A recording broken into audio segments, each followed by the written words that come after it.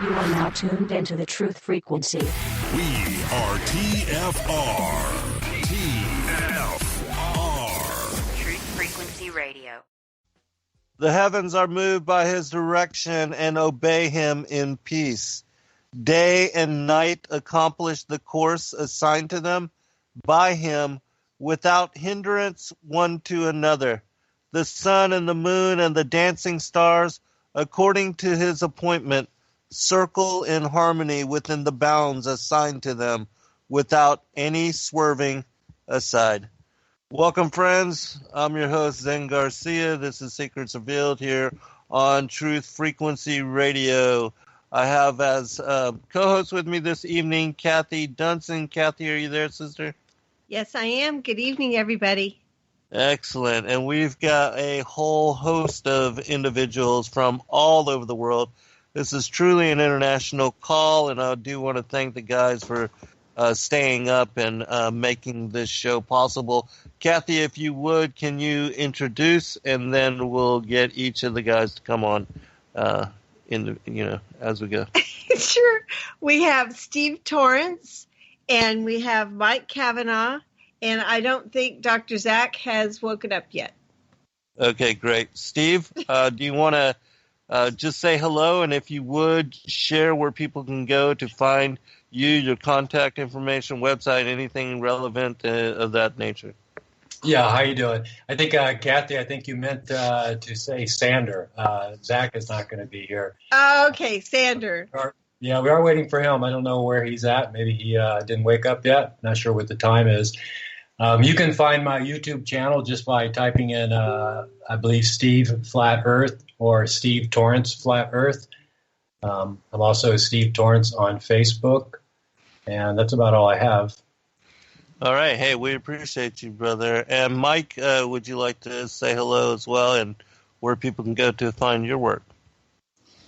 Hi, I'm Mike Cavanaugh, and I work closely with Steve Torrence. I don't actually have any work of myself published on YouTube. I do have a YouTube channel. It's FE Astronomy. Nothing much is on there yet. I haven't been very outspoken about what I do. Most of what I do I share with Steve on Steve's channel. Basically, all we do you can find on his channel. All right, excellent. And for those that are not familiar with Steve's work, the videos that he's produced and the stuff that he's put out, it is most certainly fantastic. Do take the time to check it out, peruse his material, and also we will put Cathy, can you drop some links to maybe a few short videos? Yeah, in the chat for those of you that might be interested. But let's talk about your project, the things that you're working on, and I know you guys have been, kind of like mad scientists working in the background on a particular something. And so, if you would, can you describe that, and only what you're willing to share, of course. But Steve, we'll go to you first, and then we'll go to Mike. Well, lately, what we've been working on is doing comparisons between views based on a flat Earth model or a globe Earth model.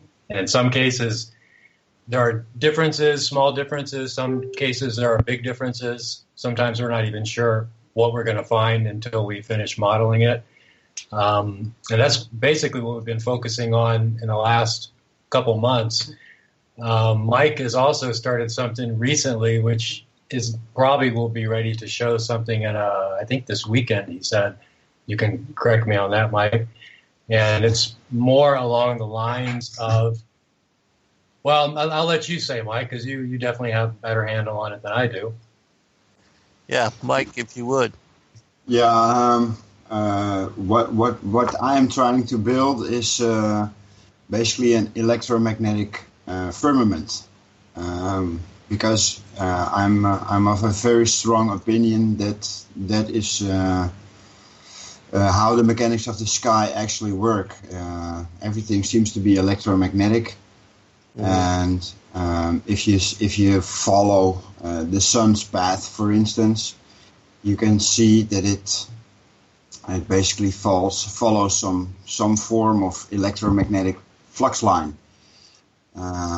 It's never a straight line, although the sun moves in a straight line on the equator, for instance, but it also moves in a circle at the midnight sun, for instance. Right. So you create a paradox with that simply because you have a straight line and a circle, and you cannot create a circle with a straight line, and vice versa also. So I just started to wonder how does it work, you know? Because I couldn't get it to work, and as soon as I started overlaying some magnetic field lines on top of the azimuthal equidistant projection, I just started to get an idea of how to model it, and that's basically what we are building now, is a very complex system of magnetic field lines. Excellent. Let me ask you this with regard to your model and the electromagnetics of it. Do you ascribe to it the whole enclosed world system working like a battery, and that the sun is almost like that the motion and the movement that it's creating, fueling, charging the energy of the enclosed world system? And also, do you think that the salt water and also the freshwater systems of the ocean have something to do in contributing to that, that energy system? Yeah, I think so. What I noticed in the rough draft we made a couple of weeks ago is that as soon as you animate all the motions of the sun's path over a year time span, you basically see that the north is expanding in some form of current. The current is increased, and that's why the firmament is moving north and south. Where that current is coming from, I don't know. And if the Earth is actually working as a battery, yeah, could be. But I don't like to claim things as certain, because I don't know. I think you are right, but I have no evidence for it. Right. Yeah. Yeah. Well, since all of us have kind of had to reconsider as paradigm the entire system of where we live and who we are, and we're going to go into those stories here right after, but we're learning and rediscovering all the mechanics, the dynamics of how everything works. And we first need people to accept in postulation this particular premise, and then once they have done so, then they are able to contribute their own thinking and imagination and process of creative discovery to the whole thing of really finding out how all this came together, and how it all works, and how the Most High put it together. And so and it's become a very addictive to me, because I really want to find out how this big clock works. Yeah, certainly. I cannot get it out of my head, so to speak. It's a 24-hour process. Yeah, fully. Yeah, myself as well, in awakening to this in 2015, and then applying what I had learned to, because my field is to study the extra biblical material, and there was a portion of the Book of Enoch, the book on the courses of the heavenly luminaries, which I was never able to understand, and it was because I was filtering all of the information, all the scriptures and the description of the motions of the celestials to the filter of a heliocentric mindset. And because of that, I was unable to decrypt that. But then after I applied it to the Earth as a flat circular plane and the description of those motions, because Enoch says from east to west and then north back to the east, which in my opinion is a circle, that looking at that and then describing, applying that to the Earth as a clock's face, I was then able to make sense of what he was talking about. And ever since that time, I've been really consumed with studying and looking into all the extra biblical and even the canonical material to re-examine all that is being said therein. Yeah, and especially I'm very new to Scripture, and just recently I rediscovered something in Genesis 1. Sometimes you have to read a specific chapter 100 times and you still discover new things, because we have a very basic understanding of what the text actually says, and we as humans have misinterpreted the text for a good part of 2,000 years. Yes. So it would be very arrogant and ignorant of us to say that we fully understand what it says. Yes. And especially when it comes to Enoch and the heavenly luminaries, it still is a real mystery to me what he is actually describing. Especially when you take the east and west portals for the sun and the moon. I've been trying to get that a picture of that in my head, how that would work on top of a circular model, and I just couldn't get that to work. And just recently, I just took a different approach. Enoch says that the sun moves and comes out of the eastern portals of the heaven. Well, the heaven is a singular word, and when you go back to Genesis 1, it says God created the heaven and the earth. That's two separate realms. And he also said that the light, he created two greater lights, one greater light to rule the day and a lesser light to rule the night. But he Genesis never mentions the sun. It only mentions a greater light, and he put the greater light and he put the lights in the firmament. And Enoch says that the sun is in heaven. So I think that the sun is not in this realm, but its light is in the firmament. You get it? So you think it's projecting through the lens to create the ball of light that we see circling in our skies? Yes. That's very interesting. I will send you something, because I wrote my 9th book on the flat Earth as key to decrypt the Book of Enoch, and I'm not saying it's correct, but it seems to fit all that Enoch is describing with regard to the portals and the 6 gates of heaven and everything. And it's like a 15-minute clip, but I'll share it with you after. Okay. But I'd like for each of you to talk about your journey of awakening and what led you to be interested in this particular model, and also how it has affected your life. And but before we go into that, is there anything that anybody would like to say? Cathy, would you like to comment before we go into that? Or Steve, did you have a comment on what we were talking about with regard to the the enclosed world being a battery system or anything of that nature? Steve? Well, I've never, I've seen some things about it being a battery. I've looked at that quickly, but it's, I guess it's not something that interested me so much to model. I was more interested in the positions and how the data that we know is correct, that comes from sources like JPL and these same data that are used in the automatic telescope trackers and many other things, like any of those start walk type of programs on tablets and stuff. That data is correct.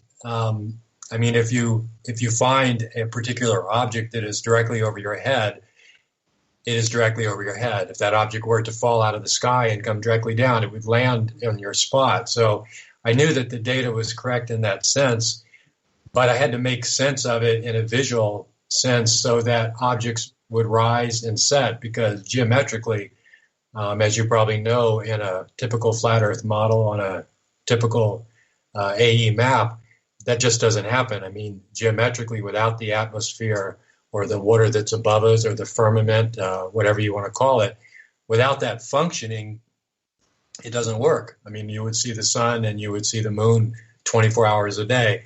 You would see the stars a lot differently than we see them. They would look like a flat plane that was over us. And as they got on the other side of the North Pole, they would look further away and perspective would play its part, but they wouldn't look like they look now, which is in a spherical nature, where they come up, they go over us, and they go down on the other side. So I was initially interested in getting everything in the position, basically transforming the data from a spherical coordinate system to a flat coordinate system, a polar centered flat coordinate system. And that took a couple months to transform the data and get the data from them and get it working in the model and fill in the missing pieces. And once that was done, I was sort of stuck as far as why the objects weren't setting and rising, but I always felt that solution would come at the right time. And it came around last year when I was working on a project in Hungary on Lake Balaton. And in that case, we were dealing a lot with refraction, trying to make sense of the videos and the pictures that came out of that test.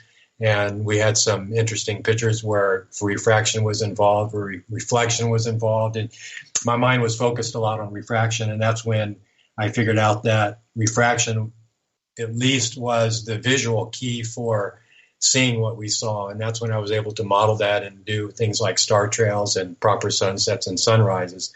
I know it's not perfect. And that's when Mike came along, and he was interested in it as far as I got it, but felt that we could perfect it.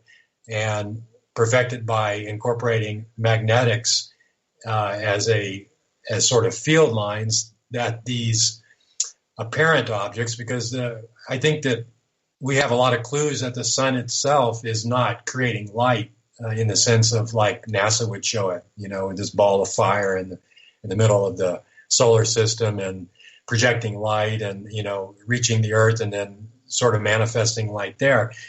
I kind of take a different view of that. I see the sun as a producer of energy, like an EMF, generator. Uh-huh. But the light itself is manifested when that electromagnetic energy encounters the various gases, the noble gases in the air above us. And if Iru can join us, he's going to be here fairly soon. He's from Argentina. He's also uses the same modeling software that I use, Cinema 4D, and he's done some work in that I've just seen recently. And he has a good handle on recreating sort of the composition of the atmosphere. And I haven't looked into it enough to be able to explain it, but he should be here fairly soon and can explain that. So that's kind of where we were at when I met Mike, a few months ago, I think. And we have now been trying various methods of trying to figure out how to visualize these magnetic field lines that might be responsible for positioning what we see as the sun, which sometimes we see as low, sometimes we see as high. It doesn't seem to make a predictable pattern as it goes over us. It's fairly predictable, but its distances seem to change, and there's other things that seem to be going on that we think can be explained by a magnetic system. And that's kind of where we are now. And like I said before, I'm also I'm getting a lot of tips from my viewers of things that they want to see in these comparison videos that I've been doing lately. And we're kind of looking for certain things that look different on each system. Because one thing that we found out when we started this was many things look similar on globe Earth and flat Earth. For example, things like northern midnight suns. Once you install this refraction layer, this firmament, the midnight sun, from the globe Earth perspective or flat Earth perspective, is basically identical. I mean, it's very close. But things become more different when you get off the surface. The higher off the surface you get, both models start to separate. And we're looking for other things like that, things like looking at boats out of distances, like a video I just released yesterday or today. We've got some other examples. For example, I got a viewer today that mentioned something I never considered. I think that most flat earthers that have been researching this know that when you look out on the horizon from ground level or even a little higher up, you see a flat horizon. There's never going to be a horizontal curvature. A lot of people talk about that, but I think it's just a poor understanding of geometry, because you never would see a curved horizontal structure. It's not like you're going to see buildings tilting to the right and tilting to the left. But that's not really the end of that, because when this person contacted me, he mentioned something that was very interesting, and I'm going to be modeling that in the next couple of weeks, is a very long bridge looked at perpendicular from the bridge. Something like that bridge in China, I think that goes like 30 or something kilometers. Because the reason we see things flat when we look out on either model at just like, say, an ocean from an island, it's because the distance from our vision, the horizon from our standpoint, is the same distance. So, of course, the height would be the same if the distance is the same, and that's going to give you a flat line. But a straight bridge is not going to have that same effect, I don't believe, because the bridge on a globe model obviously would have to physically curve. 30 kilometers Right. is not going to be straight. Even at 6 kilometers, it's not going to be straight. I mean, So I'm expecting that to look different in both models. And I think those are the types of things that I've been interested in lately, to try to find something that's very different between each model and then test that against reality. So that's a absolutely. and also helping Mike to try to model what he's working on. Let me ask you both this really quick. What are your backgrounds as far as what you do, and is that part of what you are applying to these particular models that you're in the comparison review of them? You want to start first, Mike? Either Mike. Yeah, I'll start first. So my background is I'm an engineer, a mechanical engineer. I've been self-employed for ever since I dropped. I got my degree. I was going to say dropped out of school, but I didn't drop out of school. And I've been a semi-professional astrophotographer and optics manufacturer for a greater deal of my past. Together with my father. My father was a professional astronomer who was responsible for making his own optics for the European market. Nice. So I did a lot of stargazing in my past, and when I first encountered flat Earth, I was pretty shocked. I just thought it was ridiculous, and I spent a greater deal of a year being a vicious flat Earth debunker. With my astrophotography material and telescopes. I was always out to get those silly flat earthers. Right. And then, after... I didn't know Mike back in those days. I never ran No. It's better you didn't know me then, Steve, because I was pretty gnarly. Can imagine. I was also an atheist back then, and a true believer in what Rob Skiba calls monkey man science. I believed I fell out of a monkey's behind, so to speak. That all changed the minute I took my telescope to the beach one night, and I wanted to take a picture of the Orion Nebula.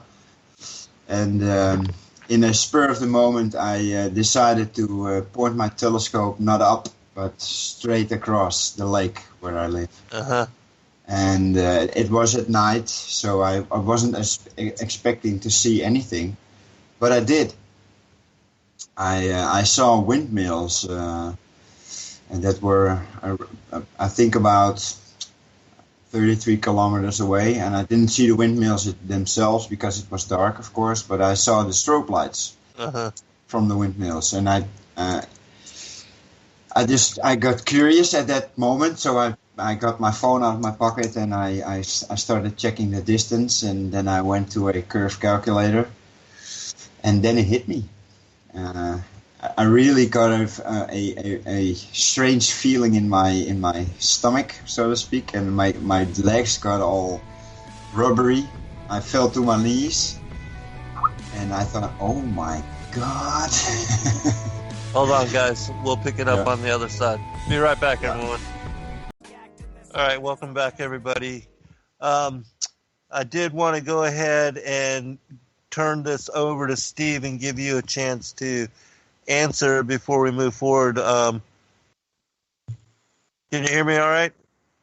Yeah, I can hear you. Sure. Okay, great. Yeah, if you would talk about your background and everything. Sure. Well, back in I would say I got started in computers probably in the mid-'80s, doing various types of design work. And at the same time, I was getting my BFA in jazz composition in Florida. So, musician, play several instruments, and worked in the music field for quite a number of years. And this, I guess, getting into flat Earth started a few years ago. I've always been interested in sort of the inner workings of the world, I guess. I've ever since I could find information on the internet.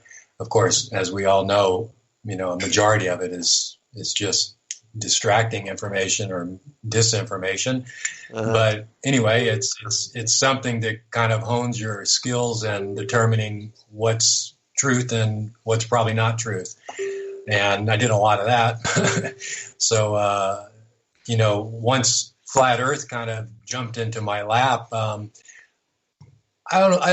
think my first reaction was I was open-minded about it because I had bumped into so many odd things and went down so many so-called rabbit holes that I didn't have any sort of doors up reaction or, negative reaction to new information that came. I would look at it and I would keep looking at it until I either was tired of looking at it or it seemed ridiculous or had no backup information or proof or anything like that. And flat Earth at that point, I say it was about 3 years ago. So it was this sort of latest movement of it, I guess, started around that time with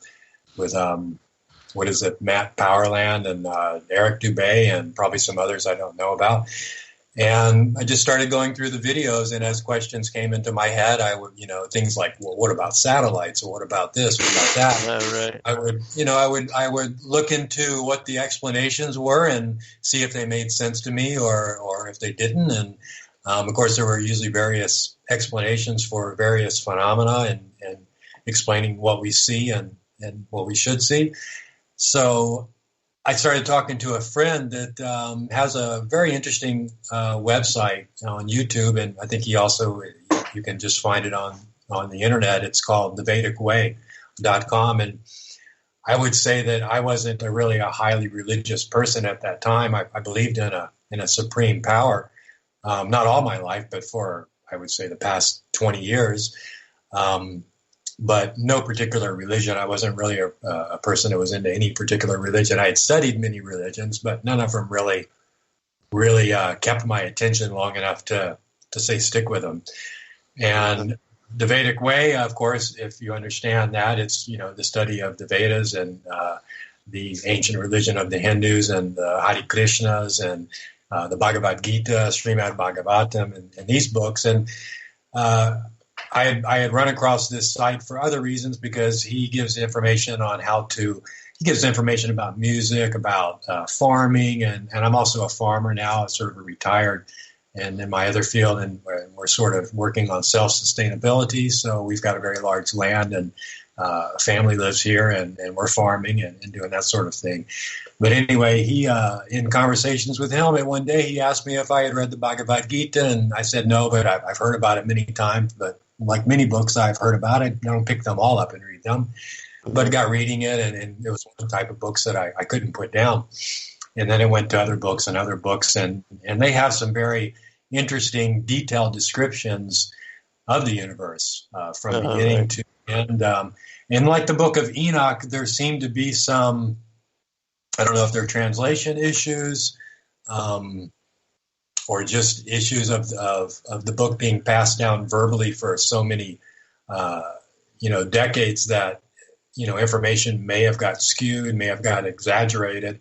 But the model, it basically works if you model it according to their figures. Not that I've done it, but this person that I'm talking about has actually done it using the same program I do. And it works out very well, but I can't really talk too much about that because I haven't modeled it myself. It's something I want to do in the future, but I haven't done it yet. But anyway, what started me in modeling it was sort of a challenge from him because I was trying to convince him that the Earth was flat. He was fairly interested because the Vedas do describe a flat Earth. I mean, they never use the word sphere. They never say that the Earth is a ball, that your home is a ball. They never talk about that. Even for the heavenly objects, they never talk about a sphere. And now that I understand flat Earth the way I do, when I read these books, and I've never read them with an understanding of global Earth, but reading them with an understanding of flat Earth, it makes complete sense. I mean, in fact, you can't make sense out of a lot of the things that they describe from a globe Earth's perspective. So he was interested because he had felt that also, and they still do hold a flat Earth cosmology, even today, and they're building a big structure in Mayapur, India, that is a planetarium that is built as a flat Earth system. And there's some really interesting videos about that if you haven't seen them. So he challenged me, and I've never used any sort of program like that. I'm not afraid of programs. I'm not afraid of even doing some programming, but it was a pretty intense program that he was trying to get me to use because he was familiar with it. And he says, if you want me to believe this, model these things that you're describing in your head, things that you hear about on videos like the sun sets because of perspective and this, that, and the other, because he wasn't buying it. And so I took up the challenge. He spent about an intensive week with me to try to get me up the steep learning curve of being able to just get around in the program so that it wasn't so difficult. And I thank him for that. And then that was about a year and a few months ago. It was about February 2016 when you see my first few videos on the channel. And that's what I did, to the point that he does believe that the Earth is flat. Maybe he doesn't believe all aspects of it, but he likes the visualizations that I have, the model that I have. He's seen most of my videos, and that's kind of how it got me involved. And once I was able to figure out how to use NASA's own data, because I had to believe their data until their data could be proven as false. And for their data to be proven as false, you have to believe that all modern telescopes and any sort of pointer devices, any sort of phone apps that tell you what star is what, for those things to work, you have to believe that the database works. So they all use basically the same database. Programs like Stellarium, they all use the same data. And if they say to look at a certain elevation and a certain azimuth, then that's where it's going to be, And other than a little bit of shifting because of their model of refraction, that's where it is. So until somebody can show me that the moon has jumped into a new location or done something that nobody's ever seen it do, I'm going to use that data. And my idea was to just flatten the data, because whether you put the ground or the observer on a sphere and spin the sphere, or you take that sphere and you break it at the South Pole and open it up like a flat disk, it's the same coordinate system. I mean, 0, 0 is 0, 0 off of West Africa, and 90 degrees north is 90 degrees north. I mean, the longitude and latitudes doesn't matter how you project them. They have the coordinate system doesn't alter itself other than just being stretched and adapted to that new shape. So that's what I did with their numbers. I downloaded their numbers for like 113 years. I don't remember, it's 112 years, because they have a maximum data on a few objects, so I had to limit it to that. And I went about transforming it, and then I went about importing it into the animation program, and then animating it so that you could see what the system possibly looked like from outside. And then, like I said earlier, I wanted to give proper ground views, and that key came around October of last year when I figured out how to create the firmament, which I see the firmament is something like Mike said also, is that it's sort of a lens that's above the whole Earth, and it gives some certain properties. It makes, for example, it takes the distortion out of objects. For example, if you didn't have this sort of lens and you saw something like the moon or the sun rising or coming at you, first you would see it for 24 hours, and also you would see it very small when it was on the opposite side of the North Pole from you. And depending on if it was spherical or flat, but if it was spherical, it's not going to always look spherical to you, in that sense. So this lens gives everybody an objective view of the sky, a sort of equal view of the sky, no matter where you're at on the surface. I mean, you get different effects, like you'll get a midnight sun, or if you get too far north, like above 70. But other than that, everybody sees the moon rise and pass over and set basically the same, other than orientation or whatever. It doesn't distort or warp or go oblong or anything like that. So just like you would expect something that was created by God, it works perfect, and I think that we can come pretty far in reproducing that perfection, but I think we'll never obviously get to the level that we see it visually. Yeah, it's a pretty amazing system, and we're all trying to figure out the details of it.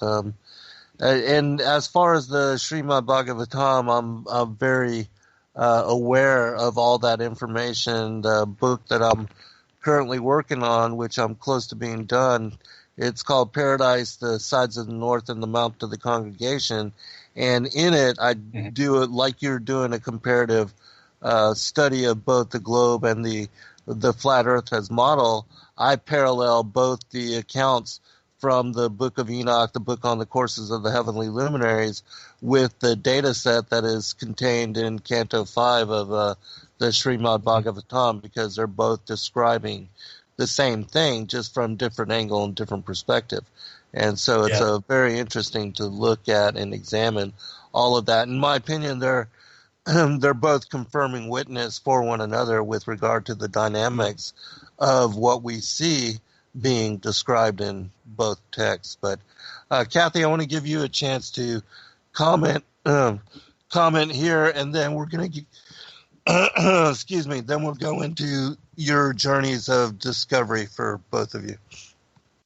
Well, I'm just really I'm in awe with these guests, and it's something that we don't see enough of in the community, but when we do, I really hope to see more of you out in sharing. I'd heard Steve, and was it just you, Steve? Maybe no, it wasn't with Mike. With Rob Skiba, and I think that was a year ago.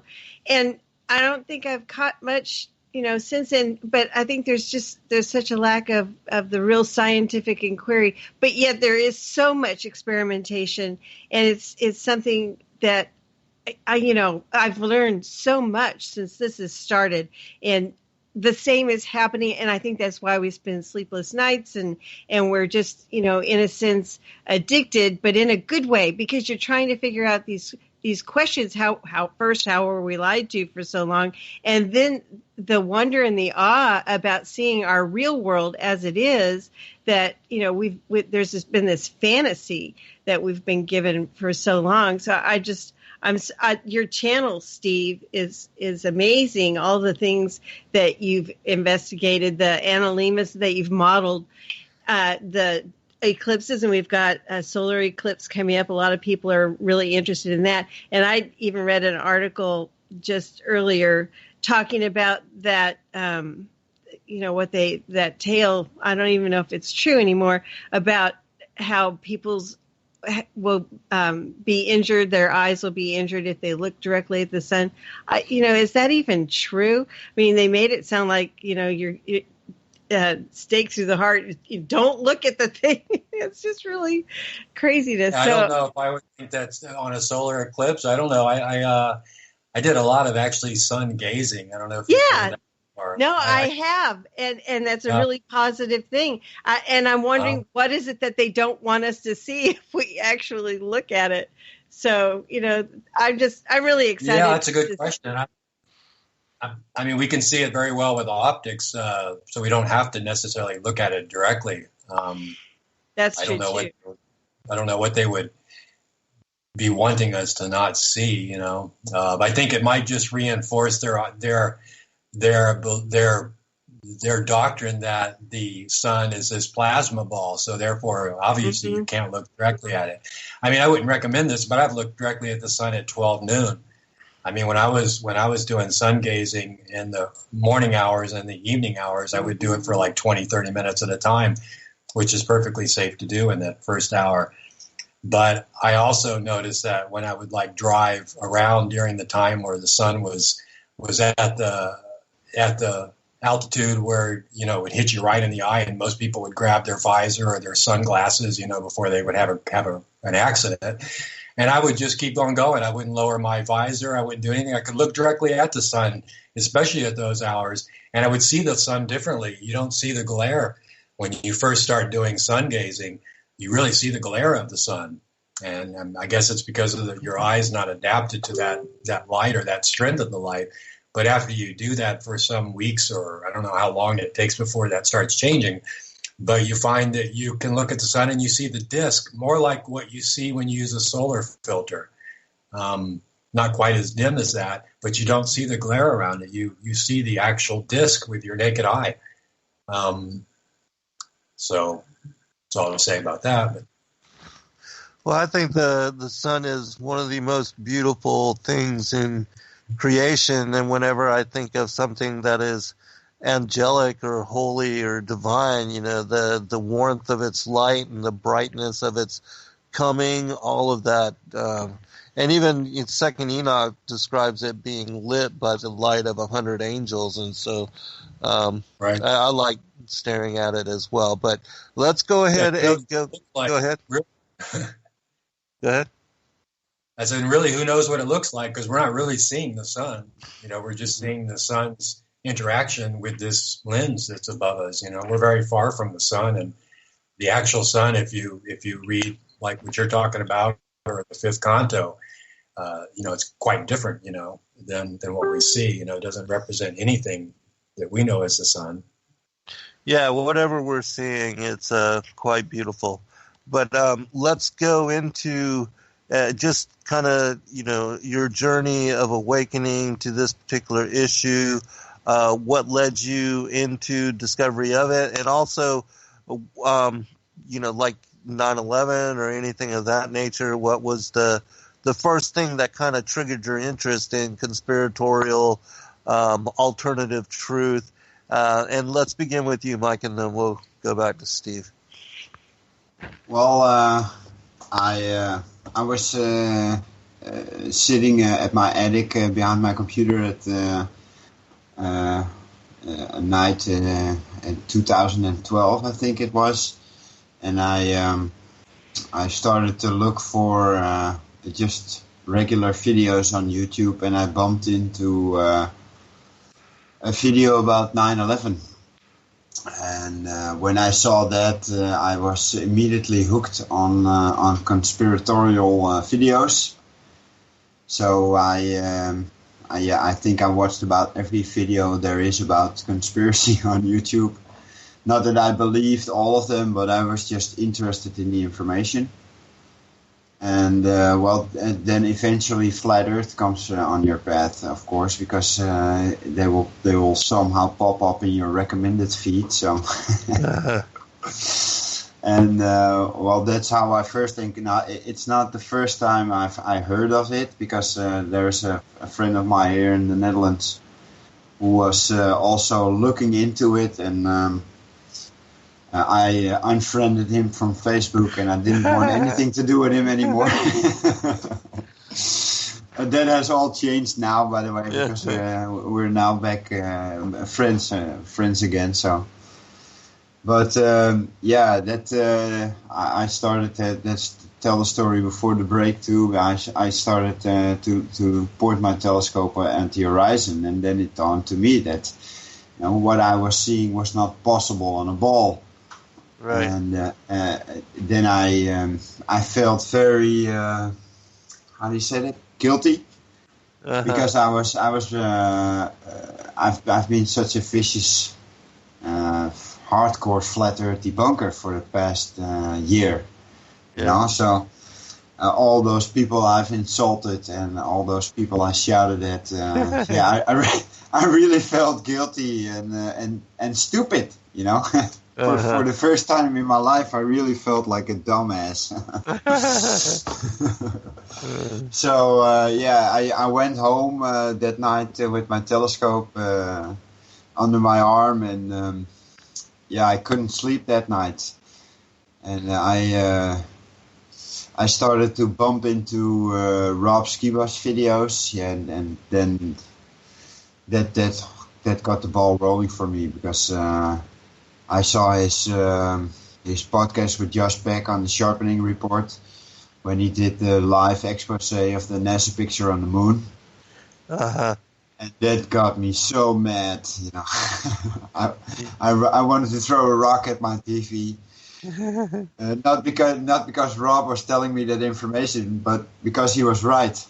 Right. Yeah, the rectangle box around the Earth. I felt deceived, and misled by the authority that I held as a god, so to speak, NASA. Because I grew up as an astronomer, so NASA was very prevalent in our lives. Yeah, that was your religion, really. Yeah, definitely, and that really got me mad and angry, real angry for a week or so. And but that when I finally calmed down, I started to question the mechanics of it. If the spherical Earth is not true and the flat Earth is, then how does this system work? And that got me on the path of Steve's channel, because I saw his video he did with Zach about refraction, and I was really piqued my interest, and I was already having all sorts of ideas in my head what I would like to model, but I had no experience with the 3D software, so I contacted Steve on his YouTube channel, and I think that was in winter of 2016, in the beginning of the year. And then we started doing some tests with drift patterns of the sun to model that, because we thought we could discover something with that. And what I found out is that many systems that we think don't work on a globe system actually do work on a globe system. The globe is very perfect in its way of manufacturing the paths of the objects of the luminaries. It's hard to poke holes in that. Well, that's why it's deceived us all for so very long.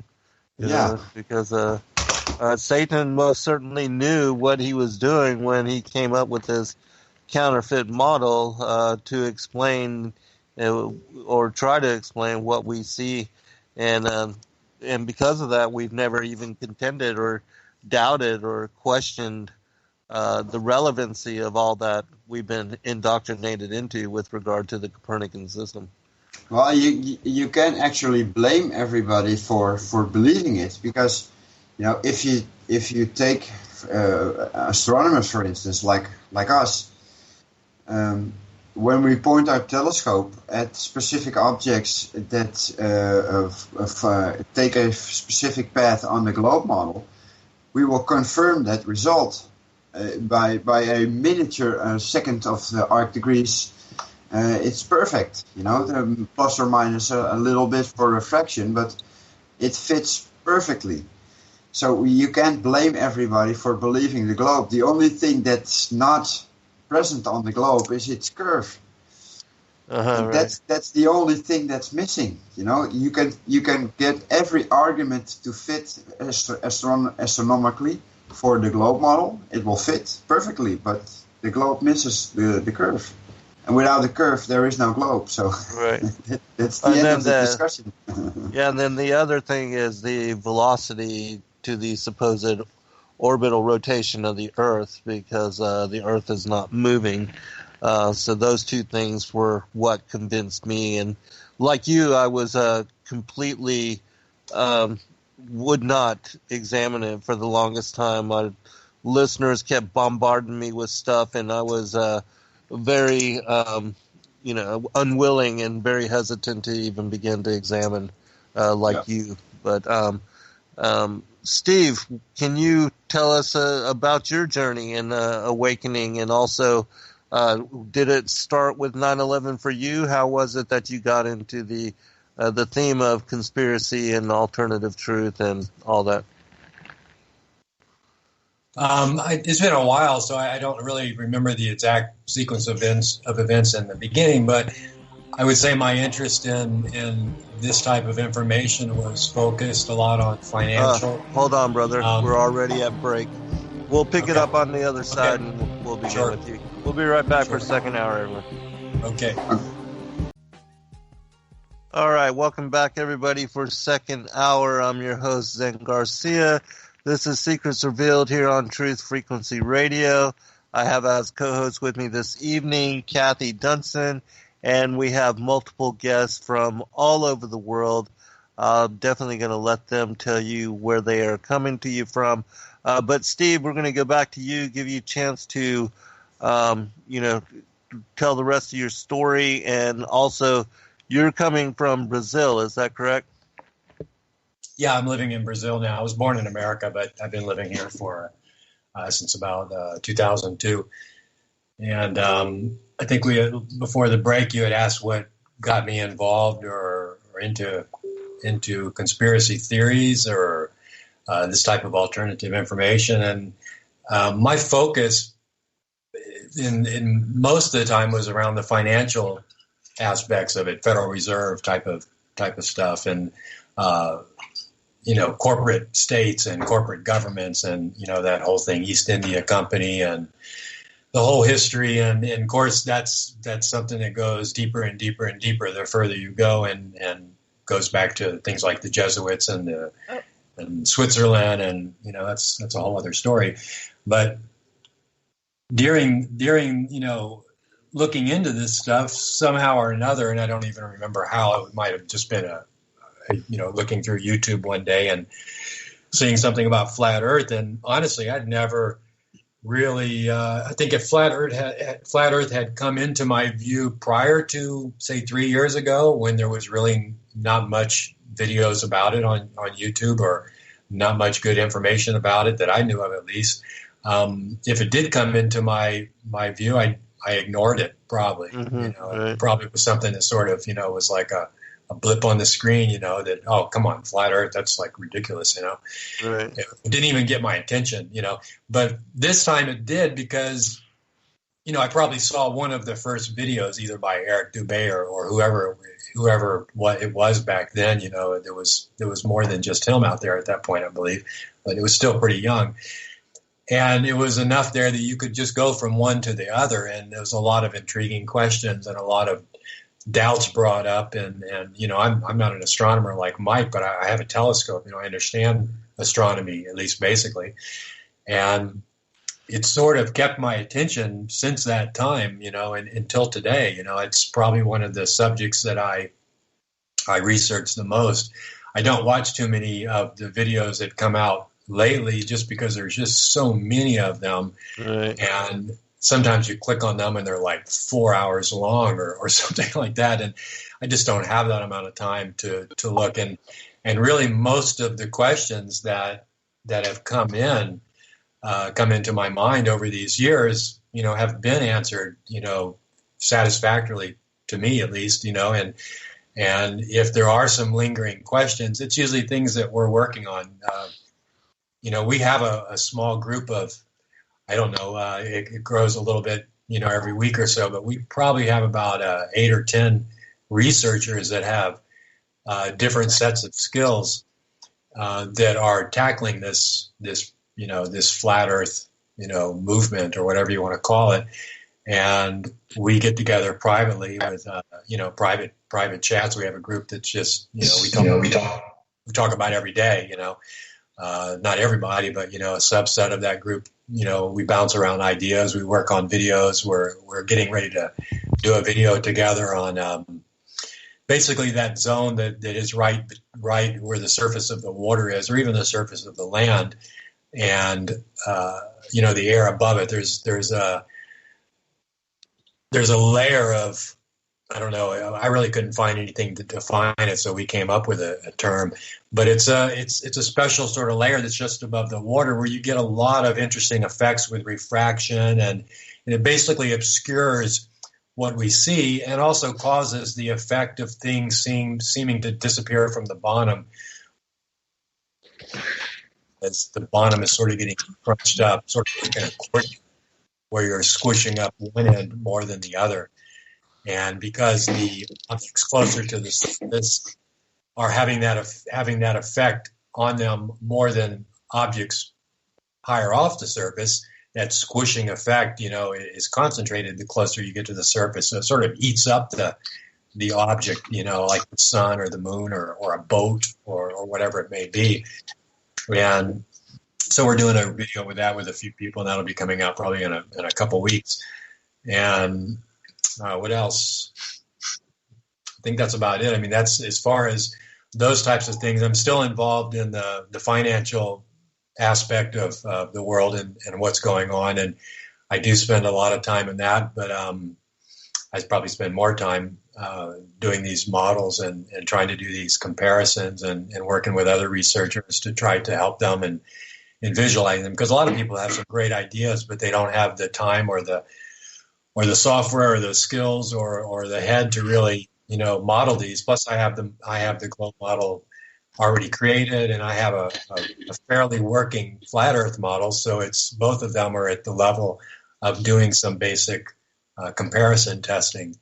And I think that as we put these videos out, if they're comparing different situations on both flat and curved, I think that a lot of doubts will be answered as far as what we see and what we would see. For example, on the video I just did about a boat going out to sea for 20 miles. I don't know if you saw that. I did. I put it out this morning or last night. I did. One thing that I noticed, and I'm still working on this because I'm not convinced that the result that I got on the sphere model with the water is not due to something else that I don't understand. Because when I do these comparisons, I make the models identical in every aspect that I can. For example, if I'm using a water effect or a water plug-in or whatever it may be, I do them identical on each surface, so that what's different is really different. And in the case of the water on the sphere, I got this really odd look that if you saw it, you'll know what I mean. It just looks bad. I mean, it looks like nothing you've ever seen before. You get a bunch of, I don't know, it's really even hard to describe. You just have to see it. But it doesn't look anything like what we see, whereas the sun reflecting off of the flat water looks basically like what we see. Of course, not as good as reality, but you get the same sort of effects. So that's pretty much it. All right, excellent. We're also doing some tests, like the Lake Balaton test. We're planning on doing one over ice around this December. We also have another test out of the country that I can't say a lot about at this point, but once we can, we'll announce that too. And that's another long distance laser test that will use a laser that Sander had built that has the ability to go about 100 kilometers. No, we haven't tested Wow. tested distance yet, but we do have we do have the Lake Balaton test, which will go to 77 kilometers, so that'll test it out. Very cool. That is very cool. One more question to you, Steve, since you're in Brazil. Did you hear anything about that? We got some feedback. But anyways, that satellite crashing in Brazil. Any word on that and how it was tied to a weather balloon? You got any comment on that? I saw it. I didn't look a lot into it, but I did see the article on it. I mean, it looked real to me, but really I didn't try to see if it was sort of any sort of fake news or anything. But my initial reaction to it and looking at the video that I saw about it, it looked authentic to me. I don't know if anybody did any more work on it, but, what do you think? I thought it was quite intriguing. I mean, I believe they do have these balloon satellites. I mean, we've seen enough videos of them being launched. Right. And it would make sense to me that that's how they would do it and how they could actually make it happen. It certainly seemed authentic to me, but, again, and nobody knows for sure. I guess we'll kind of wait and see the follow-up to all that and what kind of other stuff comes forth with regard to that particular event. But I did find it intriguing. Okay. Yeah, I've heard stories of even them having the military has a special flight crew that is supposed to go out, and when these things are either starting to fail or when they need to bring them back for a data collection, that they have they basically detonate the main parachute, and then they have a droop chute, I think they call it, that opens up and allows a sort of a slow fall, and then they fly a plane up that has a big hook out the back of it, and they capture these things and they pull them in and land them and sort of a secret Air Force crew, and that makes sense to me. I mean, it sounds reasonable. I mean, they do need to do things like data collection. They do need to fake things like weather satellites. Maybe even high altitude pictures. I'm sure there are many uses for these things, even possibly faking satellites so that data is being transmitted down to researchers. Really seems like it's being transmitted from space. I'm not really sure. But there are definitely some good videos that show huge balloon sats going up, and we don't. Yeah. I don't know if we ever hear anything about that. I mean, it's not. I don't ever remember seeing that in the news. Huge 2-ton object goes up by balloon. Never seen that in the mainstream news. No, they want us to believe in that whole model of they put it in orbit and then it's just constantly falling around the globe of the Earth, and that's what keeps it in place. But anything they can do to support their whole thing, which goes back to evolution and exactly. That's the other thing that intrigued me too. I mean, after a short time of looking into flat Earth and seeing all the repercussions about it, I thought, why? Like the question a lot of people asked in the beginning, why? Why would they do this? Why would they go to such a massive effort to fake people about the shape of the Earth? And of course, anybody that's been researching this for any amount of time knows all those answers. I mean, and to me, it goes all the way back to hiding God. They're hiding the Creator and separating us and of what they're trying to hide, and any supporting story that they can put out there that supports their model, like anything from ETs to satellites, they're going to just spin those things out left and right, even if they don't have to support them. I mean, ETs they can deny all day. It just for the people that believe in ETs, it just makes them believe it more. Right. Yeah, and I do believe that's the next phase of it. But I do want to. We have a new participant on the call. Iru, is it Iru? Are you there, brother, sister, or? Hi. I see. Can you listen? Yeah. There you go. Hello. How are you doing? Doing well. Where are you calling from? And if you would tell us a little bit about yourself and your connections with Steve and Mike and. Yeah, of course. I'm from Argentina. I am a flat earth researcher. Sorry Uh-huh. for my English. I have You're good. a little troubles to speak fluid English language. I am a visual effects director. I have a studio here in Argentina. About 20 years from now of experience. So I enter in this flat earth community because I'm starting to see all the creepy effects that NASA uses on the ISS, Apollo missions, the CGI, all that kind of stuff. Here in Argentina, of course, all the things that come from NASA are, like post-production and just, like Discovery Channel, History Channel, National Geographic, those kind of channel.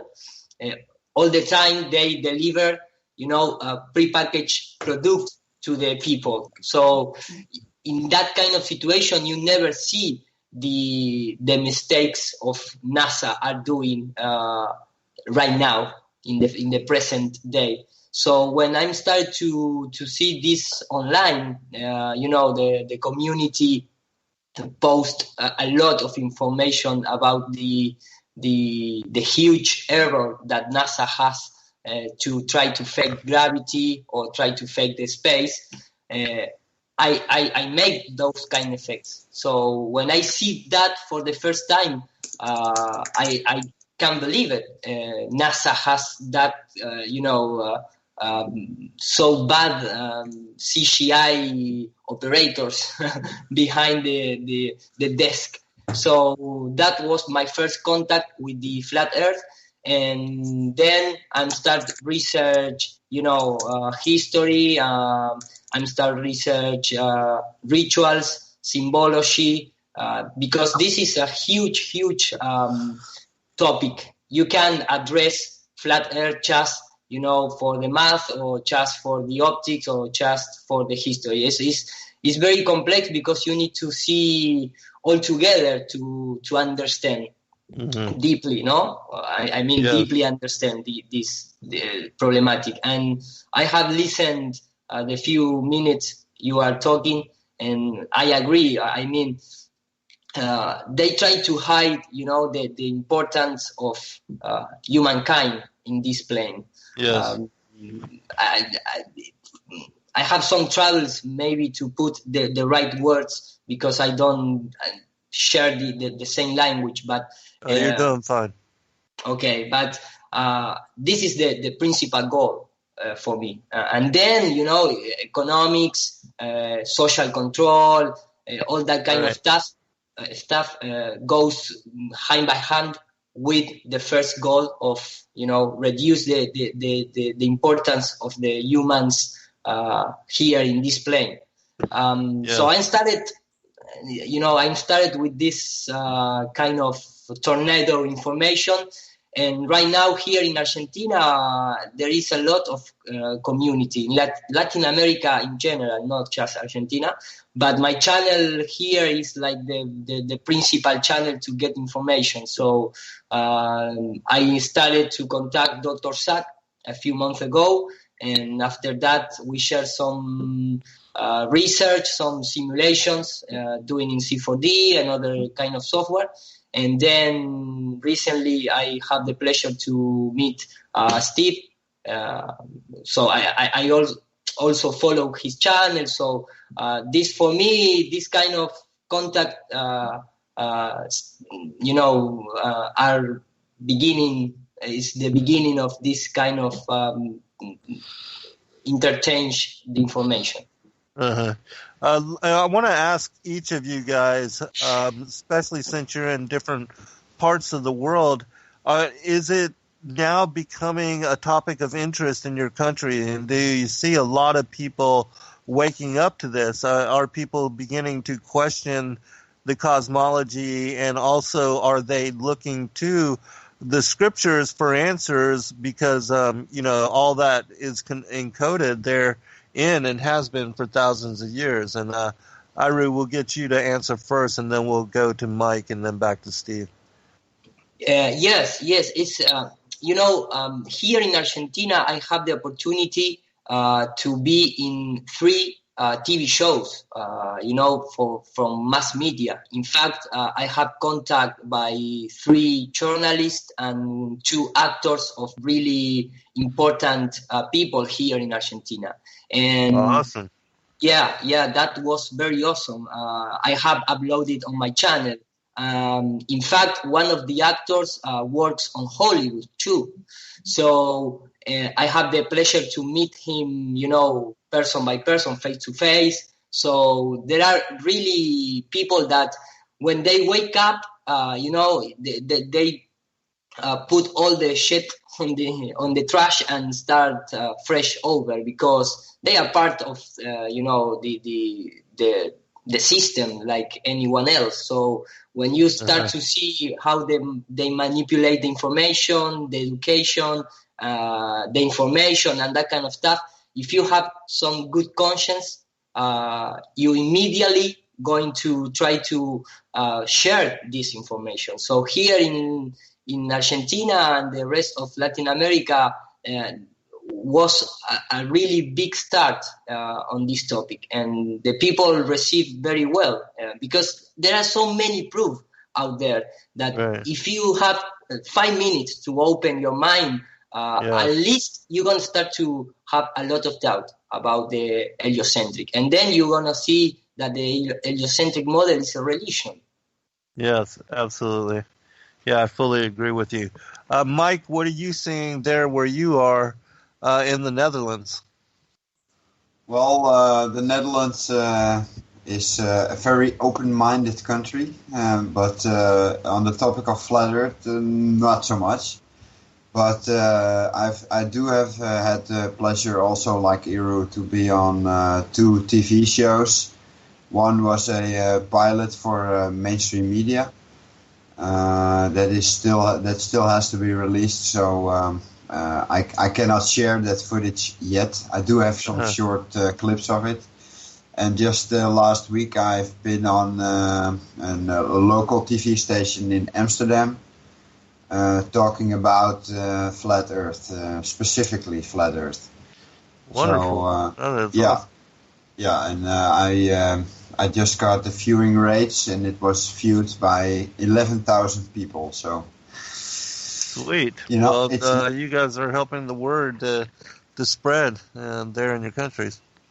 Yeah, definitely. And it's hard to, especially for me, because I'm a business owner, to speak publicly about this, because I do have an income to protect. Yes. But I don't care about all that anymore. I just want to share what I found so far, and I think that's my job to do. Keeping this information for yourself is not something you should do. Right. Is yeah, the and resistance? Go ahead. Oh, I'm sorry. Is the resistance as tough there for you as it is for us here with NASA and the society?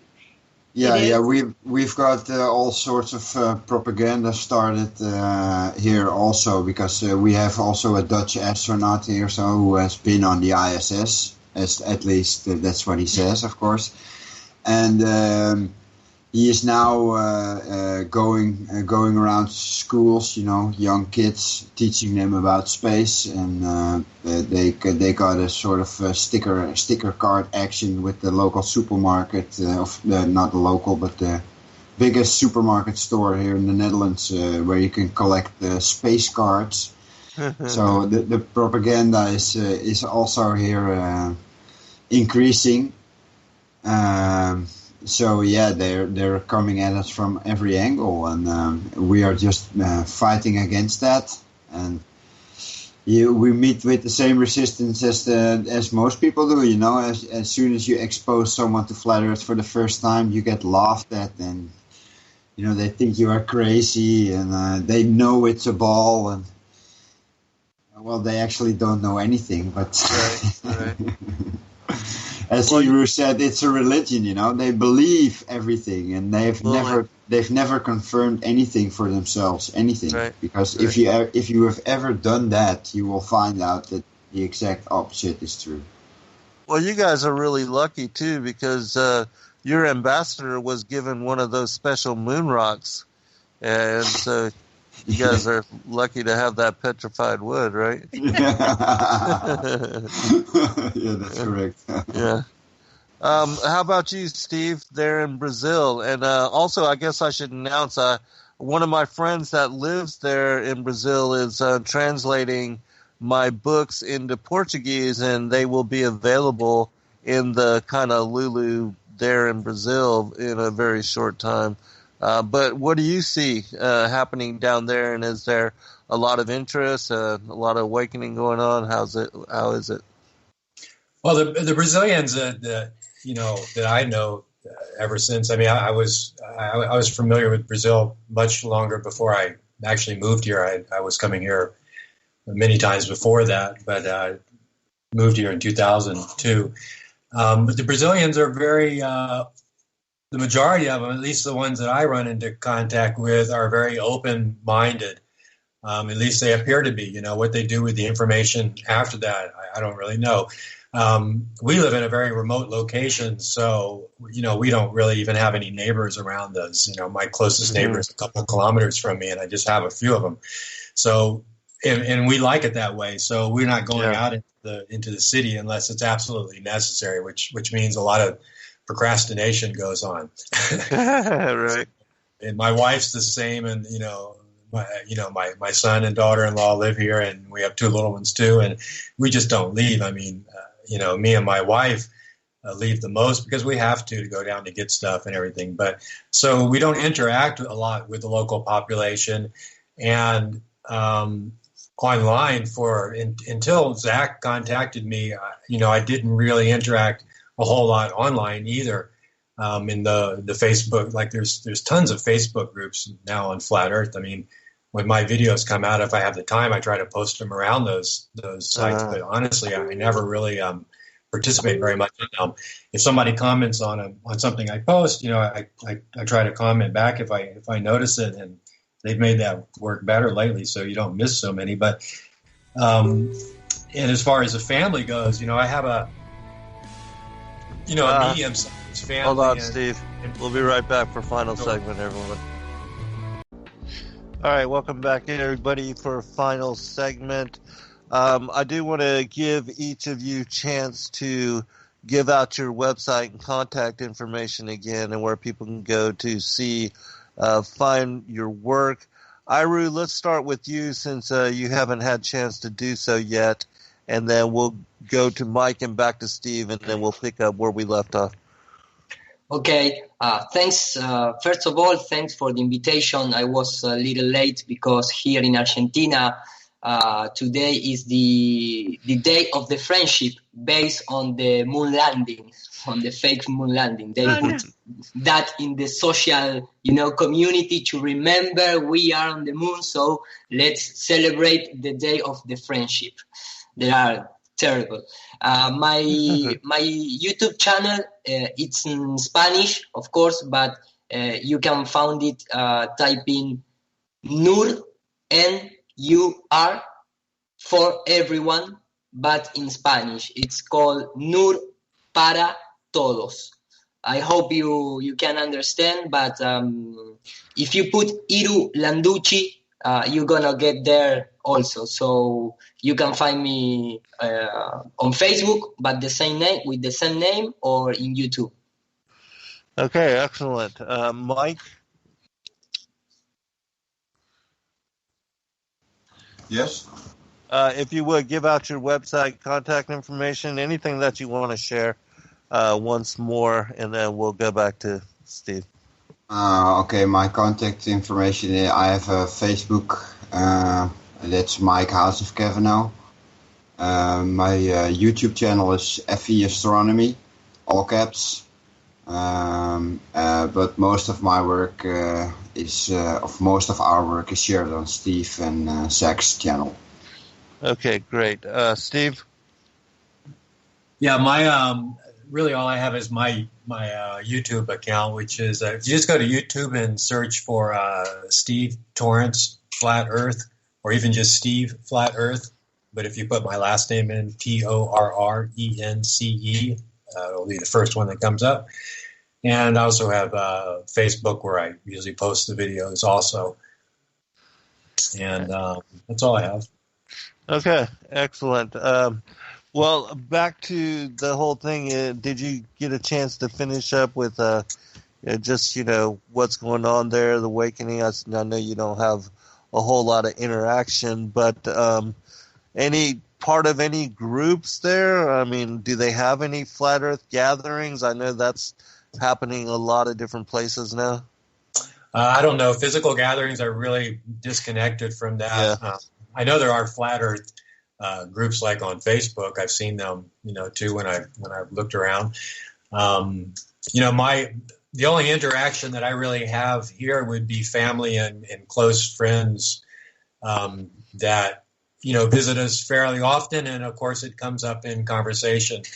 And we have a history, with our family. Me and my wife have a history of not being thought of as crazy, but we've went down some we went down some I don't know what you would call them, rabbit holes. I guess also one of the first things that I questioned many years ago, around 1999, was food, and I'd read reports of yogis and even young people like he goes by a name of Buddha Boy. That's not his actual name, but there are people that have been known to go really long times without food. So after reading about it, I decided to give it a try, and so did my wife. And honestly, we did it for like 3 years, and we were even on TV here in Brazil to like 3 million people. So it got around, and we traveled around Europe and talked about it. So our family, knows our history. And when we talk about something like Flat Earth, it's not like they're, they get big eyes and their jaw drops. They doesn't really, they know us. So and many of them have been receptive to it, and not just receptive to it, but actually believe it. I mean, when I talk about it with the knowledge that I have about the modeling it, and like I've done in my videos, I can answer a lot of their questions pretty much off the cuff. So they get a pretty convincing argument for Flat Earth. And it really leaves them thinking. And I think that if, they look into it afterwards, which I think a lot of them do, they really start to get it, like anybody does that researches that. I mean, we don't know what the shape of the Earth is. I mean, a lot of people, say to Flat Earthers, show us a picture of the pizza, or something like that. And, we don't know. But I think one thing that we can kind of say we do know, and of course more testing should be done, is that it's flat. I mean, we know water is flat. We can't find any evidence of water curving at all. And we've even tested it. I've tested it up to 6 kilometers. So I know it's flat. If it's flat for 6 kilometers, it's flat for 60 kilometers. It doesn't flat spots and curved spots. It makes no sense. So we know it's flat. And then we have, we have stories that come from like the Book of Enoch that gives some description. We have the 5th canto of the Srimad Bhagavatam that gives a very detailed description of concentric rings. And I like that idea. I really, I'm really a big follower of both of those books and many other books in the same line. And, so I take what they say about everything from beginning to end literally. But I do have question about the measurements that they give, in the Srimad Bhagavatam. They have this called the Yojana, which we don't have a real accurate historical connection to any measurement system that we know of today. There's no sort of Rosetta Stone for that.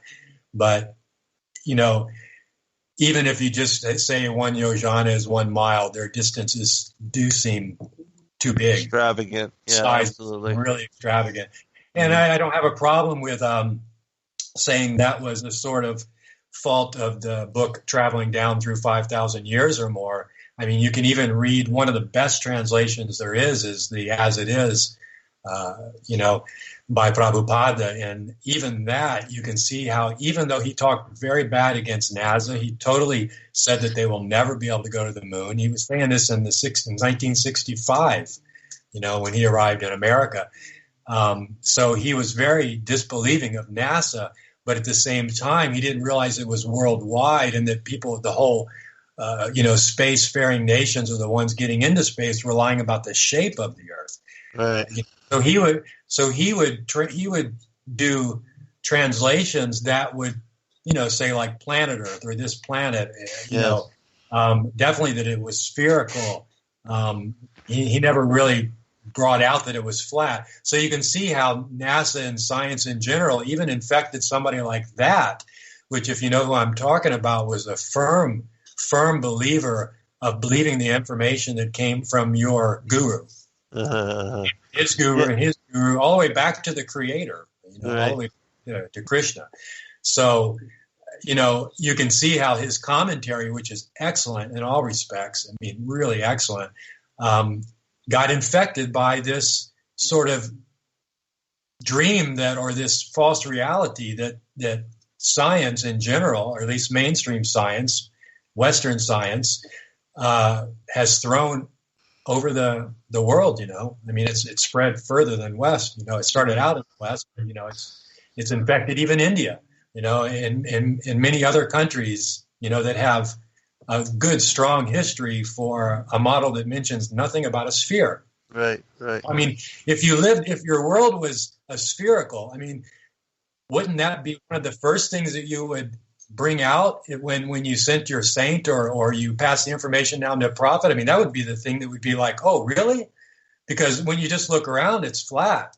I mean, I have two twin 3-month-olds that were just born here, my grandsons that were just born here.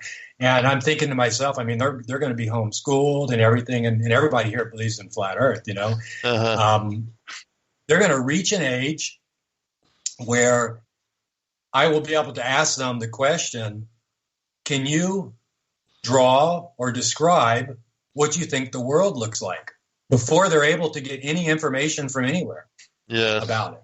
Just their pure reaction of look around. You can do all the observations you want. You can even ask some questions, but we want you to come to a conclusion. Just draw. It's just, what do you think? There's no right or wrong answer. It's not anything like that. But what do you think? Using your senses. Yeah. How big is it? What shape is it? Like, what are they going to draw? You think they're going to draw a ball? I don't think so. No way. Not at all. Oh, they're going to look out and everything, and they're going to draw something flat, square, circle, bumpy. Yeah. I don't know, but it'll be a test that will be a kind of a rare test, because it's hard to have children that are in their situation where everybody else believes in the flat Earth. It's in this moment of time where this is all coming out, and they're also isolated from most people, especially in the young ages. They're not going to be having flat, shape of the Earth conversations with their cousins or whatever. Right. Who knows? Yeah, I think, our senses tell us that it is flat. And if we trust what we see and what we observe. And that it's not moving. Right, and that it's not moving, exactly.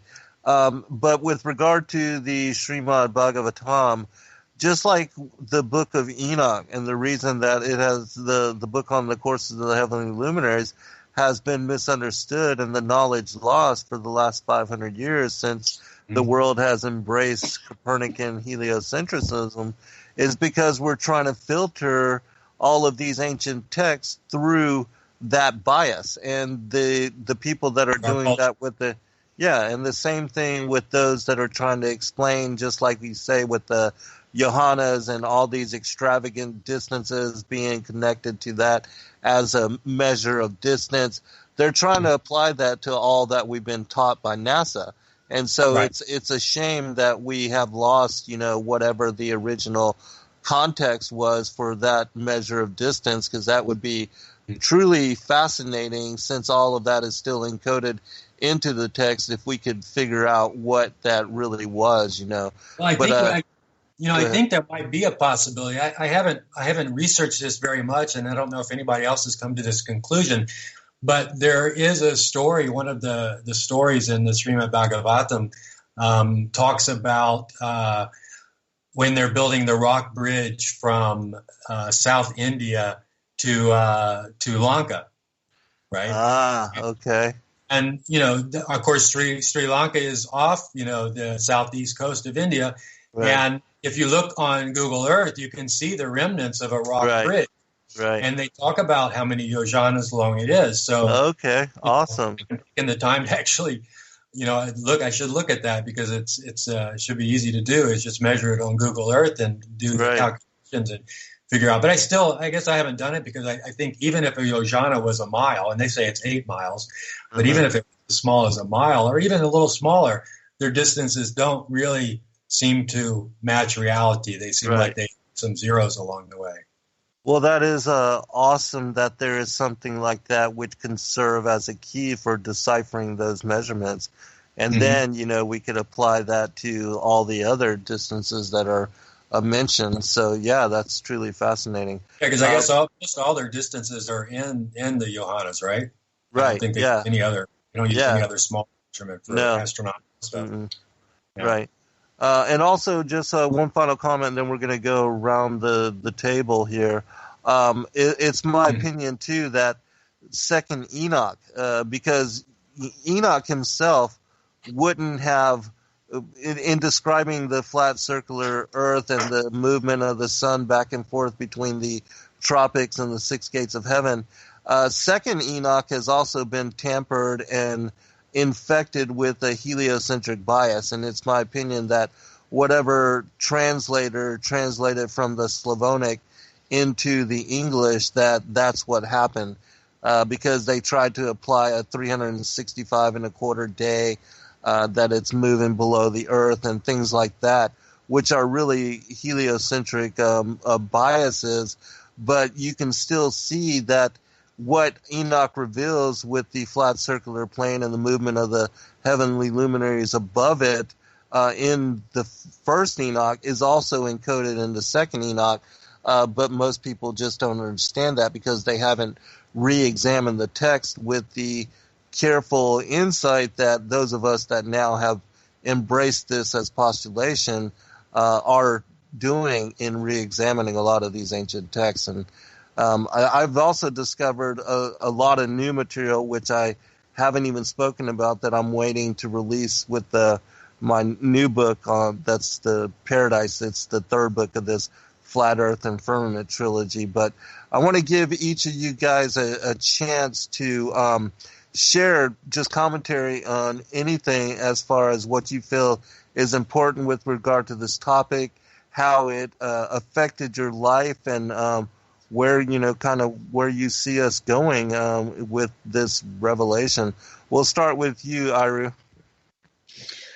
Okay. Well, my personal experience was a great pleasure to abort this topic because I was, a regular person with a regular life, and with this kind of flat Earth community, and start to connect with people around the world, so around the plane, we can say. So that for my personal life bring a lot of knowledge, friendships. I mean, it's fantastic to know new people, and here in Argentina, I'm started to know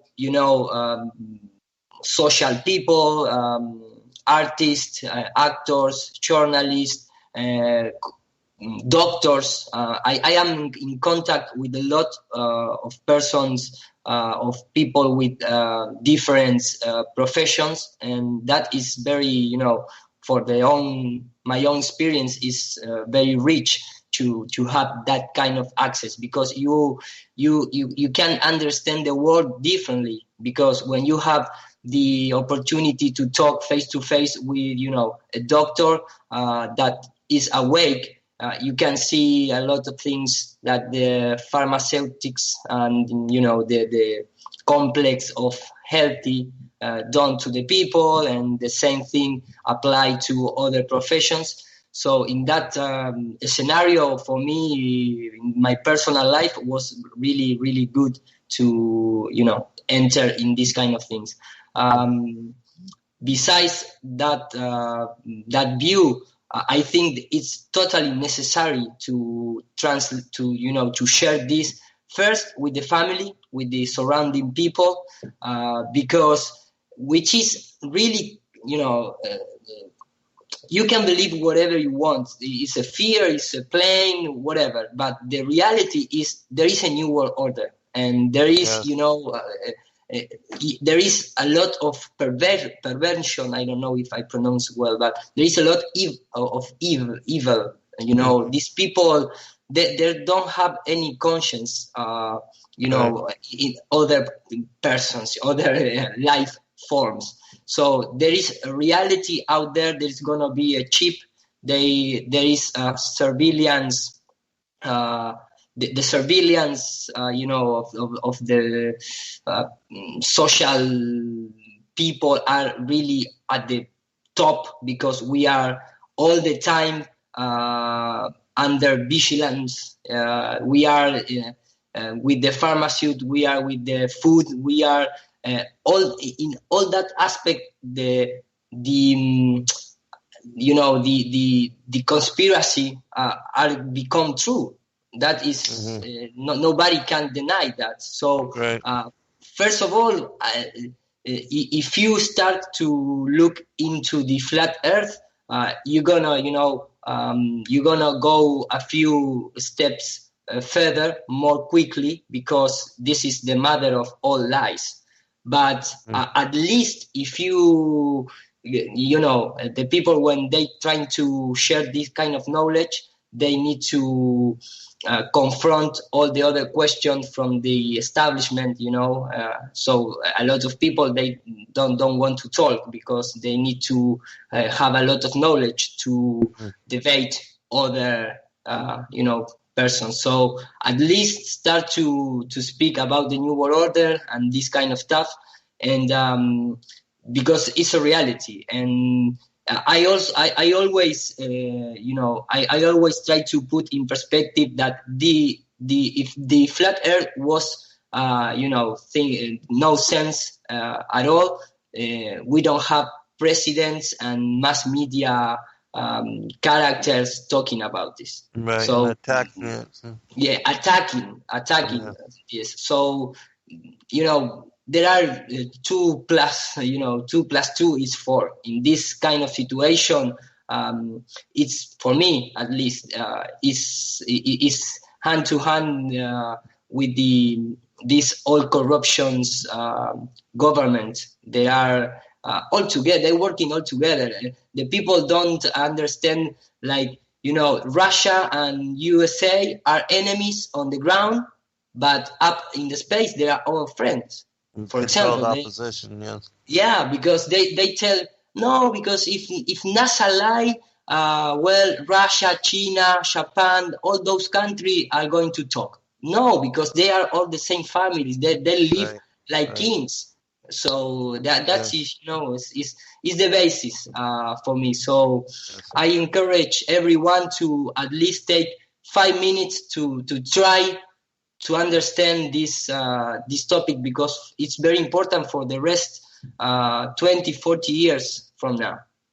And it's deeply affecting us on levels we can't really even understand right now. But yes, Mike, let me give you a chance to share as well. Anything you'd like relevant to the conversation. Well, I would like to give the advice to listeners within the Flat Earth community to keep on doing more research. Think beyond the box. Don't get sucked into wild theories and bad assumptions. Think clearly. Use the scientific method, and use logic. That's very important. If you keep getting your information from mainstream science, you're going to get a lot of confusion with certain things. Basically, you have to start over again and use science the way it's supposed to be used, and that is, for everybody. Measurements and repeatable experiments. Mm-hmm.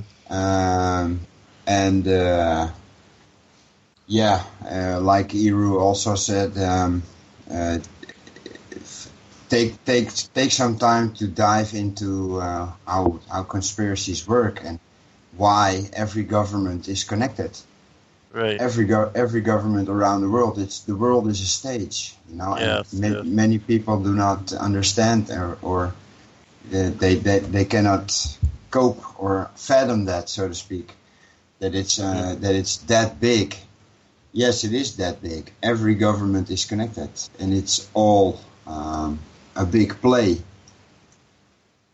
Space agencies are all connected. I just recently saw China put a rocket up into space. And it's ridiculous. And it's on Russia Today, the live feeds, and you see those comments coming. See the comments coming from people who still believe that it's real. It's really sad to see those people buy into that crap. If you take. Mm-hmm. If you put off the pink glasses, so to speak, and look at it with real eyes, real scrutiny, you can see that it's fake, and especially the China footage. Come on. I almost wet myself when I looked at it. It's really laughable. It's disgusting, and people gobble it up as absolutely. One comment only. India shoots 140 nanosatellites up in the space a few weeks ago. 140 satellites. And we've got 2 minutes. 2 minutes remaining, Steve. I want to give you a chance for final comment as well. Yeah. First, I would like to say that listening to Mike and Iru, I totally agree with everything they said. I mean, my thinking is completely in line with that, and I would add to that what I'm doing and working in this group, we're now able to do more because we all have different, sets of skills, is to do more actual testing, to confirm these things that we've been told and to prove them wrong. I mean, we are, in this respect, we are the scientists, because the scientists that are a part of the establishment, whether they're aware of it or not, are working within a framework, just like, surveyors are working within a framework. They believe what they've been told. They never doubted it. Right. So if their machines tell them something, they think everything's okay, I'm going to be continuing putting out videos. Hopefully I'll be able to do them a little quicker. I'm going to get some new equipment that's going to help me to do some faster renderings, because that gets kind of slow in some of the things that I do. And, put out videos like, one thing, for example, that I think anybody can get to go on to finish the show. Yeah, it's ending. Hey, we appreciate all of you. Yeah. Is to put up a CubeSat with a camera on it, like some large camera company like Nikon or Panasonic or whatever. Put one of their cameras on a CubeSat with